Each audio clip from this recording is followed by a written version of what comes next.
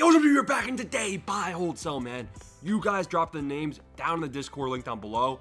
And I tell you guys, buy them, hold them, sell them, make millions of stubs. And MLB The Show 24.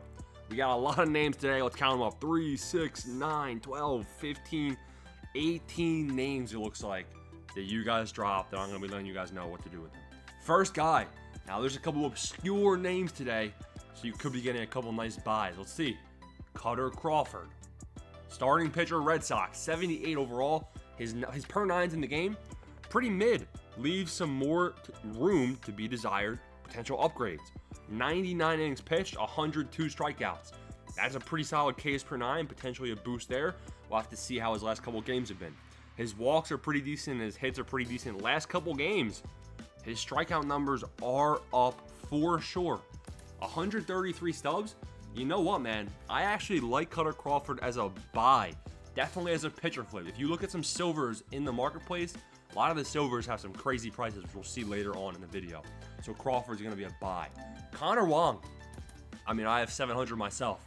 Now, this is a bit of a mid type of buy because he's not going diamond, man. He's not going diamond in one update for sure. And for him to go 84, which is what you got to hope he goes 84 to make some stubs. He has to get a +2, and how does he do that? Already has insane contact, already has high clutch. Gotta be power, man. Now, is he a power hitter? The answer is no. 1 home run last 7 games, 2 home runs last 15 games, and 7 nukes on the year. 323 batting average on the season, though, which is pretty good. That's why he has the high contact numbers. But you need some power. I want to see, now this roster update, this next one, it's going to be fielding as well as hitting and pitching.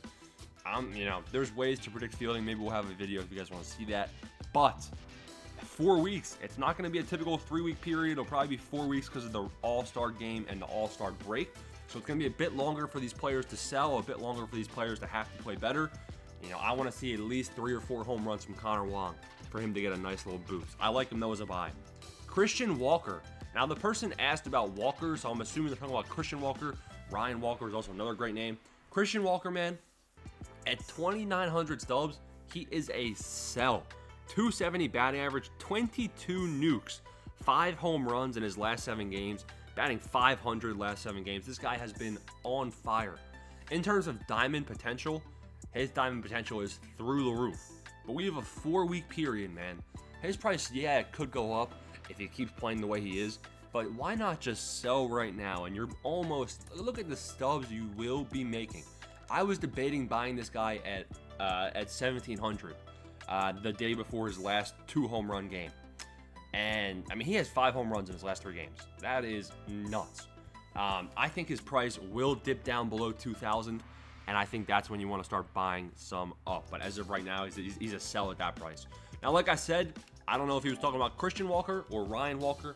Ryan Walker at 764 stubs.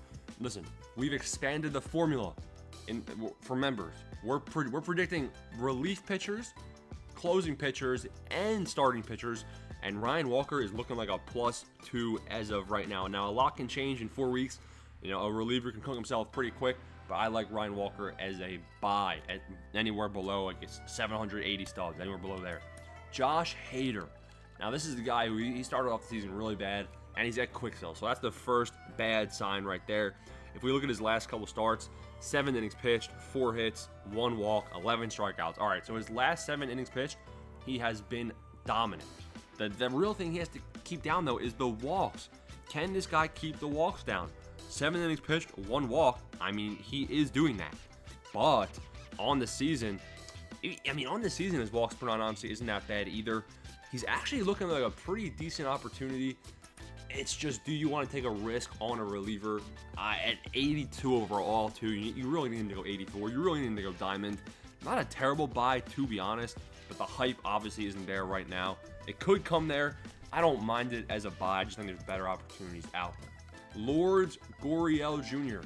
Now, we milked this guy for some stubs early on. You can see he's at quick sell right now. Not a good sign. 267 batting average, 12 home runs, but he is hot. High batting average in his last 15 games at 360. But really, look at his numbers in the game. He's got 106 contact versus left, and then in real life, his batting average versus lefties is 360. Obviously he has the high contact. Versus righties, he's only batting 228. So not much of a contact boost there to be desired. He does have 7 home runs versus righties. Maybe a power boost versus right. He has 5 nukes versus lefties. Power versus left seems all right to me. We could see a power boost with a couple more home runs. We could see him go 82 overall. I'm not going to lie. It could even go 83 maybe. People are saying he might get a fielding boost as well.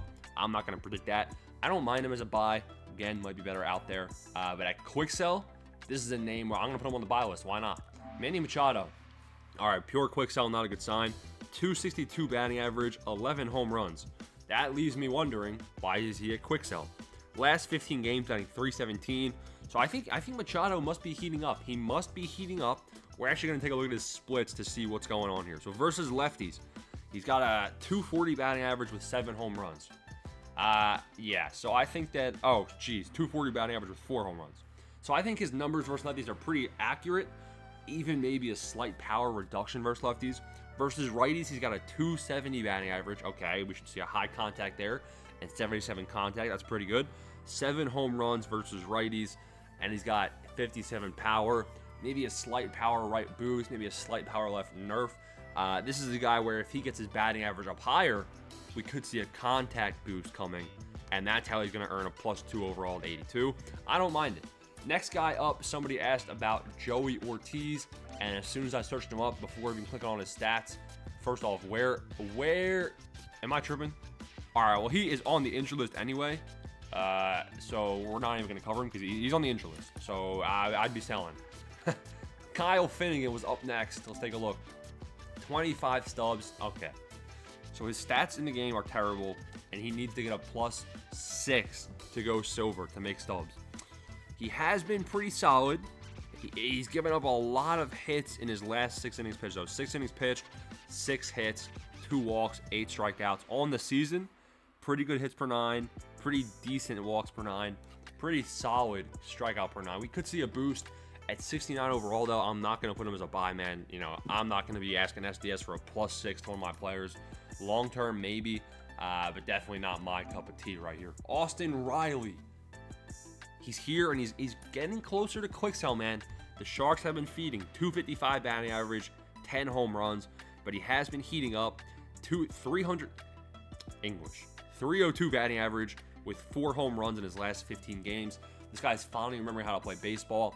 He's got to get the power numbers up, though. We got to see a lot more home runs because his power numbers are already pretty high.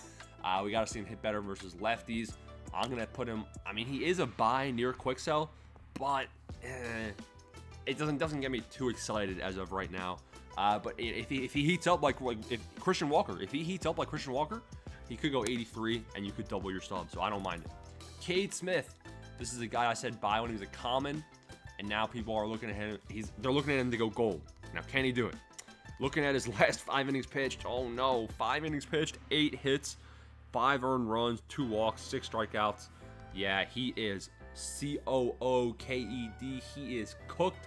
Yes, I would sell him, man. I would sell him. Edmundo Sosa. Let's see. Trey Turner's back. Is this guy even getting any playing time? 271 batting average, 5 home runs, and he is getting some playing time, but he 217 batting average last 15 games.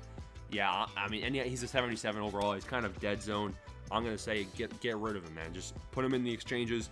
I think Sosa, he went silver. Congrats. Time to get rid of him.